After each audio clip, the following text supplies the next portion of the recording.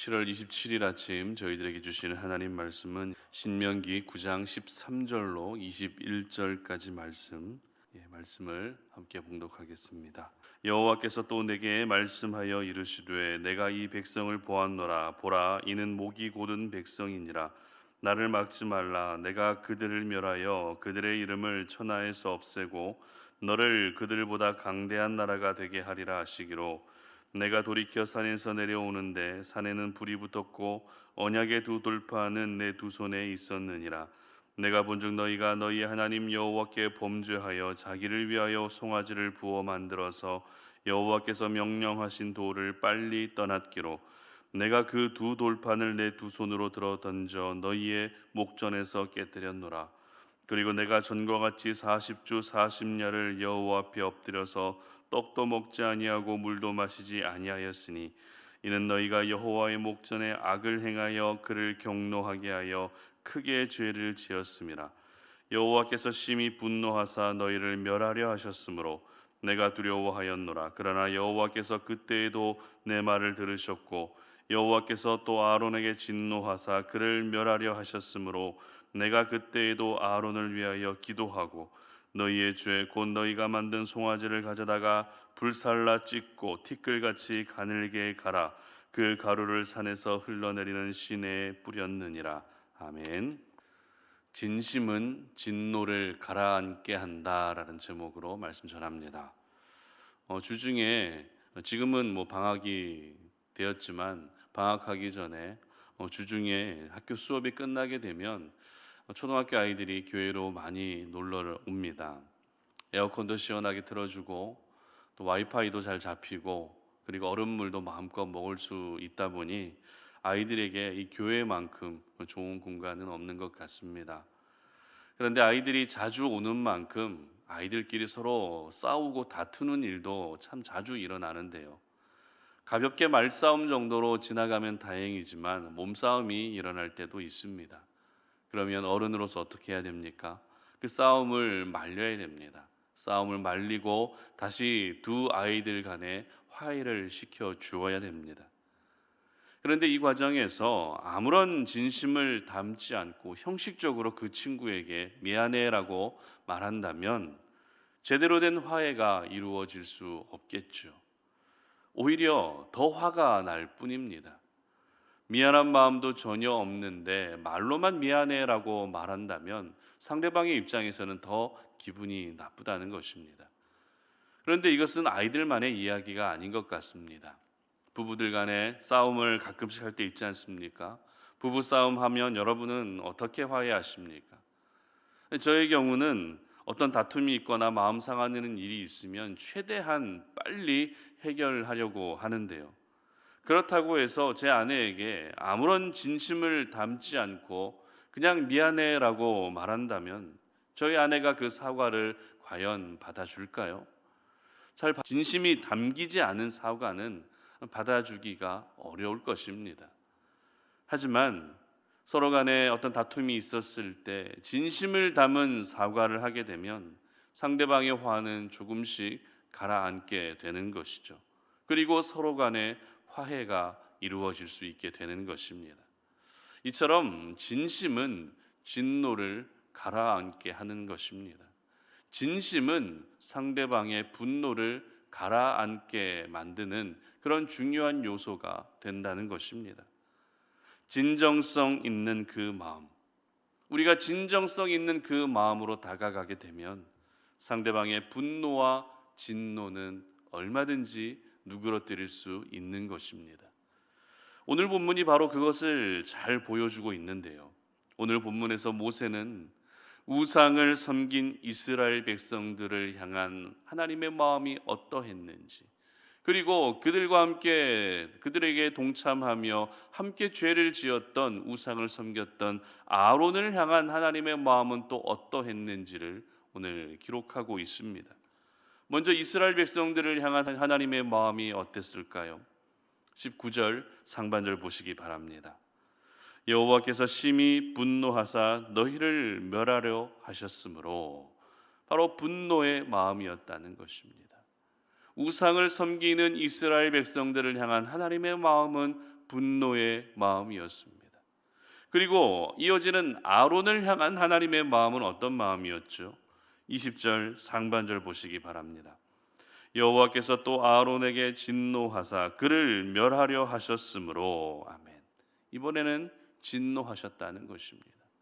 역시 우상을 섬기는 이 아론을 향해서 하나님은 진노하고 계시는 그런 마음을 가지고 계셨다라는 것을 보여주고 있습니다. 이처럼 우상 숭배에 심각한 죄를 지었던 백성들과 그들과 하나가 되어서 같이 우상을 섬기고 있는 아론을 향한 하나님의 마음은 바로 진노의 마음이었던 것입니다. 그리고 이와 같은 진노로 인해 하나님은 중대한 결정까지 내리게 되시는데요. 14절 상반절입니다. 나를 막지 말라. 그들을 멸하여 그들의 이름을 천하에서 없애고. 바로 하나님이 선택하신 민족 이스라엘을 천하에서 없애버리시겠다고 하실 정도로 하나님의 진노는 극에 달하게 됩니다. 그런데 이와 같은 하나님의 진노를 가라앉게 했던 사람이 있는데요. 그 사람이 누구입니까? 바로 모세였습니다. 모세의 입장에서도 자기가 잠시 자리를 비운 사이에 금송아지 우상을 만들고 섬기고 있는 그 백성들의 모습이 어이가 없었을 것입니다. 더군다나 아론이 누구입니까? 아론은 모세의 빈자리를 대신해서 백성들이 영적으로 무너지지 않도록 그들을 이끌어야 했던 영적 지도자입니다. 그런데 백성들과 아론이 우상 숭배하는 일에 하나가 되어서 하나님을 버리고 금송아지 우상을 섬기는 어처구니 없는 일을 행하고 말았던 것입니다. 그러면 모세도 역시 백성들과 아론을 향해 진노하는 것이 상식적으로 맞습니다. 너희들 어떻게 그럴 수 있느냐라고, 너희들 어떻게 우리를 구원해 주신 하나님을 잊어버리고 금송아지 우상을 만들고 섬기느냐라고 그들을 향해 분노할 수 있다는 것입니다. 하나님을 향해서 하나님 이 백성들을 벌하여 주시옵소서라고 그렇게 구하는 것이 어찌 보면 가장 자연스러운 모습일 것입니다. 하지만 모세는 우상을 섬기는 백성들과 아론을 향해서 개인의 감정을 내세우지 않았습니다. 오히려 그들을 살려주시기를 기도했다는 것입니다. 19절 말씀 보시기 바랍니다. 여호와께서 심히 분노하사 너희를 멸하려 하셨으므로 내가 두려워하였노라. 그러나 여호와께서 그때에도 내 말을 들으셨고. 아멘. 하나님이 모세의 말을 들으셨다는 것이 무엇입니까? 모세가 하나님께 말을 했다는 것은 바로 기도했다는 것을 의미하죠. 그리고 20절 보시기 바랍니다. 여호와께서 또 아론에게 진노하사 그를 멸하려 하셨으므로 내가 그때에도 아론을 위하여 기도하고. 아멘. 역시 기도했다는 것입니다. 이처럼 모세는 화도 나고 어처구니 없는 그런 감정이 몰려오는 자신의 감정에 충실했던 것이 아닙니다. 그 가운데서도 백성들과 아론에게 은혜를 베풀어 주시기를 기도하고 있었던 것입니다. 그리고 그 기도로 인해 백성들과 아론은 죽지 않고 살 수 있었던 것이죠. 그런데 여기서 저희들은 모세가 기도했다는 부분을 주목하기 전에 먼저 살펴봐야 할 부분이 있습니다. 18절 말씀 보시기 바랍니다. 그리고 내가 전과 같이 40주 40야를 여호와 앞에 엎드려서 떡도 먹지 아니하고 물도 마시지 아니하였으니 이는 너희가 여호와의 목전에 악을 행하여 그를 경노하게 하여 크게 죄를 지었음이라. 아멘. 바로 40일을 금식하며 하나님 앞에 엎드렸다는 것입니다. 여러분, 40일을 금식하는 것은 절대 쉬운 일이 아닙니다. 더군다나 지금 모세가 하나님 앞에 금식하며 엎드린 이유가 무엇입니까? 자신의 자녀들 때문에 엎드렸습니까? 아니면 자신의 아내 때문에 엎드렸습니까? 그렇지 않습니다. 모세는 백성들을 위해 엎드렸다는 것입니다.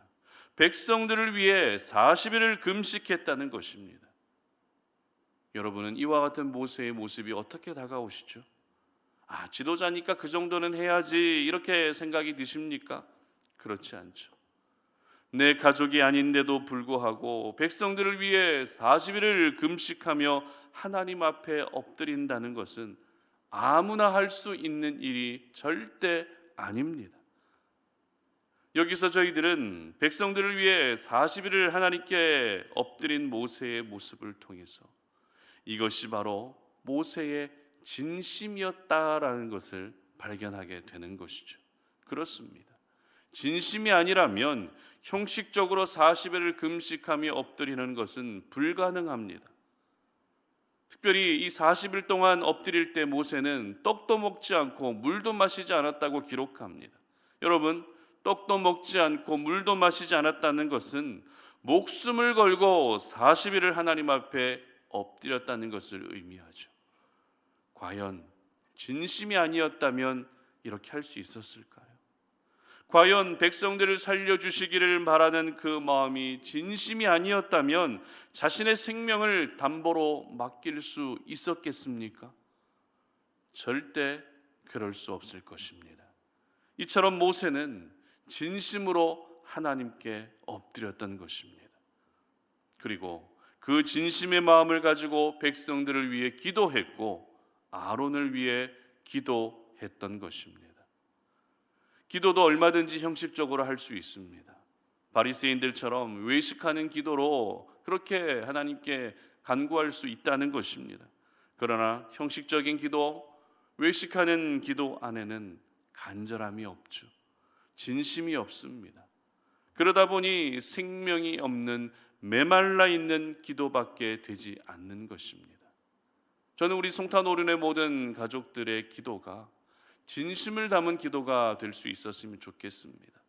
형식적으로 기도하지 마시고 누군가에게 잘 보이기 위해 기도하는 것이 아니라 내 마음의 진심을 담아서 하나님께 간구할 수 있는 저와 여러분들 되시기를 바랍니다. 모세는 오늘 형식적으로 구하지 않았습니다. 진심을 다해 백성들을 살려주시고 진심을 다해 아론을 살려주시기를 기도했던 것입니다. 그러자 모세의 그 진심이 결국에는 하나님의 진노를 멈추게 했던 것입니다. 그렇습니다. 진심은 진노를 가라앉게 하는 것입니다.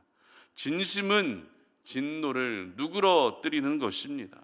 진심은 진노를 멈추게 한다는 것입니다. 저희들은 이 세상을 하나님의 자녀로 살아가고 있습니다. 하나님의 자녀는 우리 하나님을 향해서 언제나 진심을 다할 수 있어야 되겠죠. 하나님을 섬기고 예배하는 일에도 진심을 다해야 되고 기도하는 데에도 언제나 진심을 다할 수 있어야 한다는 것입니다. 우리가 그 진심을 다할 때 하나님은 저희들의 마음을 받아주시고 우리 하나님이 일하시는 것입니다. 저는 우리 송탄오륜의 모든 가족들이 조금 전에 말씀드렸던 것처럼 형식적인 신앙생활 하지 않으셨으면 좋겠습니다.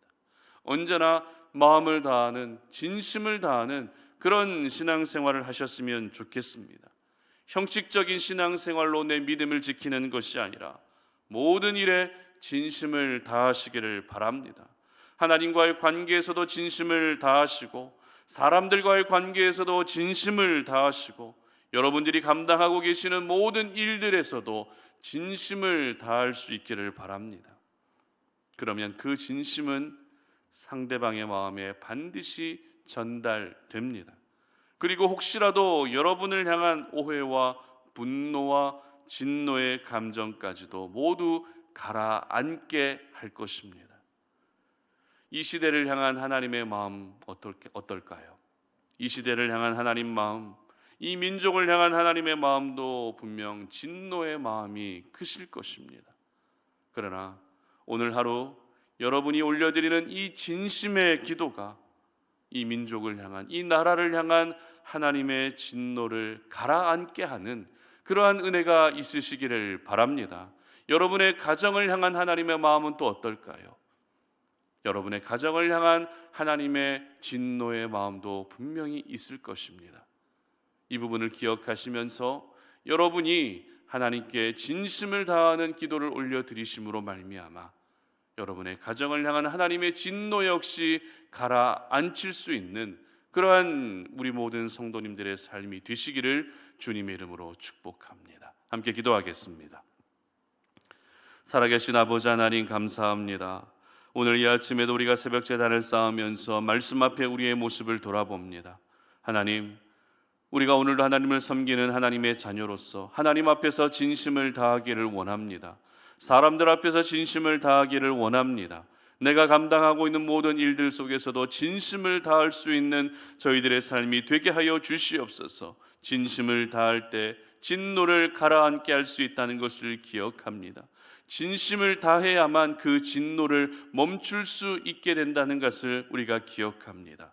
오늘 이 하루가 우리가 진심을 다한 기도를 통해서 이 민족을 향한 하나님의 진노, 이 나라를 향한 하나님의 진노, 이 지역을 향한 하나님의 진노, 내 가정과 교회를 향한 하나님의 진노까지도 모두 가라앉게 만드는 우리가 오늘도 이 시간에 더욱더 하나님의 은혜를 간구하며 그렇게 살아갈 수 있도록 도와주시옵소서. 감사드리며 예수님의 이름으로 기도드립니다. 아멘.